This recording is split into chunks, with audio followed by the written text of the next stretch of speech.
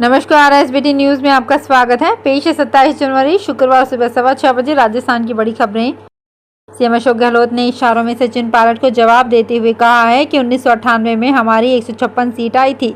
उस समय मैं प्रदेश अध्यक्ष था। अब फिर हमें मिशन 156 पर काम करना है, उतनी ही सीटें वापस लानी है। मैं ऐसे ही रात दिन एक नहीं कर रहा हूँ।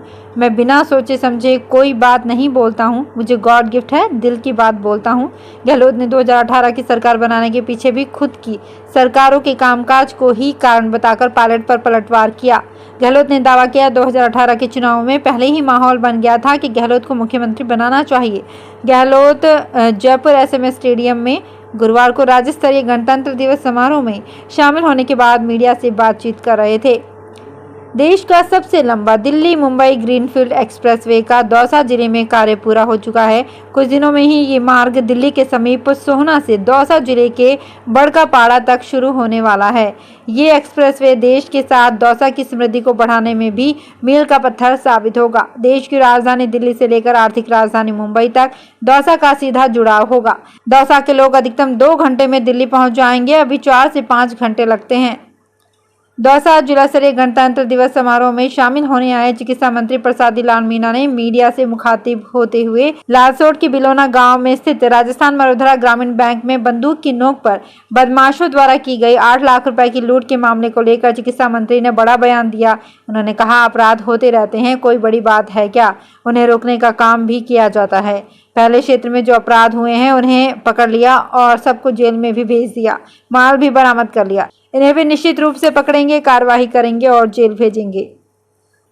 राजस्थान में रोडवेज पिछले लंबे समय से बसों की ही नहीं बल्कि अधिकारियों की भी कमी चल रही है। इस कारण यहाँ कई अहम पद पिछले 1 से 2 साल से खाली पड़े हैं। इस कारण कई बार रोडवेज के ही कर्मचारियों को परेशान होना पड़ता है। रोडवेज मुख्यालय में डिप्टी जनरल मैनेजर और कार्यकारी निदेशक प्रशासन जैसे अहम पद लंबे समय से खाली पड़े हैं। जानकारों का कहना है कि कार्यकारी निदेशक प्रशासन और डिप्टी जनरल मैनेजर प्रशासन पद काफी अहम हैं। राजस्थान कर्मचारी चयन बोर्ड की ओर से अगले माह 4, 5 और 11 फरवरी को 6 पारियों में पात्रता परीक्षा का आयोजन होगा। जिला प्रशासन ने परीक्षा के मद्देनजर फ्लाइंग का गठन किया है और ऑब्जर्वर की ड्यूटी लगाई गई है। परीक्षा में मोबाइल, घड़ी, कैलकुलेटर, बैग सहित अन्य उपकरण ले जाने पर पूरी तरह से प्रतिबंध रहेगा। पिछली भर्ती परीक्षाओं में बड़ी संख्या में डमी कैंडिडेट पकड़े जाने से इस बार परीक्षा स्थल पर प्रत्येक अभ्यर्थी की सख्ती से चेकिंग की जाएगी। इस संबंध में प्रशासन ने सभी इन्विजिलेट और केंद्राधीक्षकों को निर्देश जारी किए हैं। एमएसपी की गारंटी सहित विभिन्न मांगों को लेकर संयुक्त किसान मोर्चा ने गुरुवार को सीकर शहर में ट्रैक्टर मार्च निकालकर आक्रोश जताया। इस दौरान कृषि उपज मंडी से सैकड़ों की संख्या में किसान ट्रैक्टर पर सवार होकर मार्च में शामिल हुए। बस डिपो तिराहा, Ambedkar circle, city dispensary number 2, Ajmer stand, Suraj Pol gate से जाट बाजार व कल्याण सर्किल होते हुए किसानों का ट्रैक्टर मार्च कलेक्ट्रेट तक निकाला गया, जिससे शहर में ट्रैक्टर्स की करीब 3 किलोमीटर लंबी कतार लग गई। कलेक्ट्रेट पर सभा कर प्रदर्शनकारियों ने केंद्र व राज्य सरकार के नाम कलेक्टर को ज्ञापन सौंपा। पेपर लीक मामले के आरोपितों पर सख्ती के बाद अब जेडीए का पीला पंजा अवैध शराब कारोबारियों पर भी चलेगा। गुरुवार को राजधानी जयपुर के सांगानेर और शिवदासपुरा में अवैध रूप से शराब बनाने, भंडारण करने वाली जगहों पर जेडीए की टीम ने मौका निरीक्षण किया। इसके बाद जो रिपोर्ट तैयार हुई उसके आधार पर प्रवर्तन शाखा ने सभी भूखंड स्वामियों के अलावा किराएदारों को भी नोटिस दिए हैं। 28 जनवरी से शाम 5 बजे तक का सुनवाई के लिए समय दिया है और ऐसा माना जा रहा है कि जेडीए 29 जनवरी को सुबह इन निर्माणों को ध्वस्त कर देगा। अवैध शराब का धंधा करने वाले किराएदार रवि बालोत और अशोक चौधरी को भी नोटिस दिए गए हैं। इसके अलावा भवन मालिक गणेश नारायण यादव, ग्यारसी लाल, बद्री नारायण शर्मा और राहुल कटारिया को भी जेडीए ने नोटिस जारी किया है। वहीं चारों ही निर्माण जेडीए ने अवैध माने हैं। इनमें कृषि भूमि का अकृषि भूमि करने से लेकर शून्य सेटबैक पर निर्माण होना बताया है। जयपुर में गायत्री परिवार की ओर से बसंत पंचमी पर्व गुरुवार को मनाया गया। इस मौके पर विद्यादायिनी मां शारदे और वाद्य यंत्रों का पूजन किया गया। वहीं बच्चों का विद्यारंभ संस्कार, नामकरण, जनेऊ संस्कार कराए गए।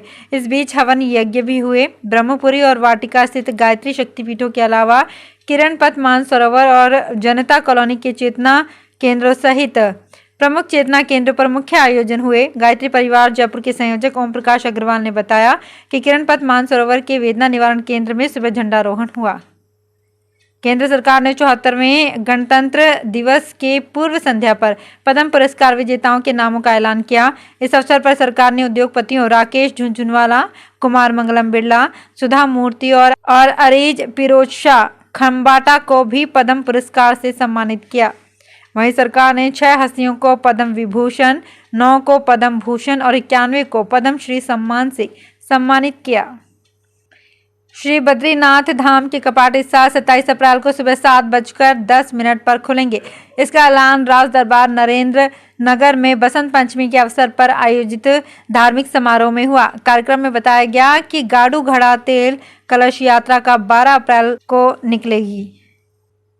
1 फरवरी को केंद्रीय बजट 2023-24 पेश होने वाला है। इसकी तैयारी पूरी हो चुकी है। बजट से संबंधित डॉक्यूमेंट्स की प्रिंटिंग शुरू होने के साथ ही वित्त मंत्री निर्मला सीतारमण की मौजूदगी में पारंपरिक हलवा सेरेमनी गुरुवार को मनाई गई। इस मौके पर केंद्रीय वित्त राज्य मंत्री डॉक्टर भागवत किशन राव कराड़, पंकज चौधरी और वित्त मंत्रालय के वरिष्ठ अधिकारी उपस्थित रहे। राजस्थान के लाखों युवाओं का इंतजार खत्म हो गया है। कर्मचारी चयन बोर्ड ने गुरुवार को वन रक्षक भर्ती परीक्षा का रिजल्ट जारी कर दिया है। इसके तहत 2646 पदों के लिए 15,728 कैंडिडेट्स पास हुए हैं। इन्हें फिजिकल टेस्ट के बाद मेरिट के आधार पर फाइनल पोस्टिंग दी जाएगी।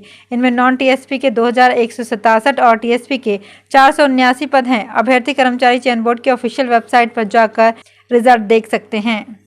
तो फिलहाल इस बुलेटिन में इतना ही। फिर हाजिर होंगे कुछ और बड़ी खबरों के साथ।